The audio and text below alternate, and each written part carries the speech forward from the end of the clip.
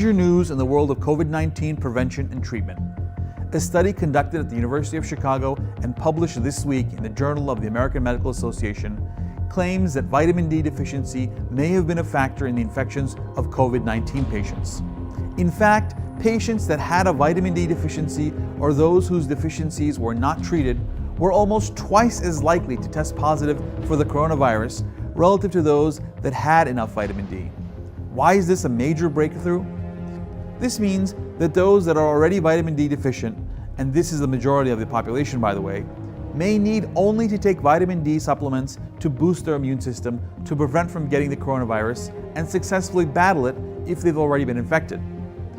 This is great news because not only do vitamin D supplements have relatively no side effects, they also cost next to nothing compared to alternative treatments. The University of Chicago study isn't the first study to confirm this link. A European Union study published only days earlier confirmed the retrospective study in Chicago with its own results. The randomized, double-blind clinical trial gave some patients undergoing treatment for COVID-19 an analog for vitamin D called calcifidiol, while others didn't receive it. The results were stunning, with 2% of patients who were part of the vitamin D group ultimately being admitted to intensive care, whereas 50% of those not getting vitamin D were admitted to intensive care. None of those that received the treatment died, while 7% who didn't get the calcifidiol died.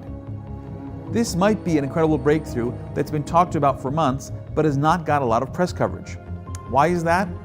Well, pharmaceutical companies have invested billions into treatments for COVID-19 and thus have a vested interest in burying alternatives that may jeopardize a possible windfall for them.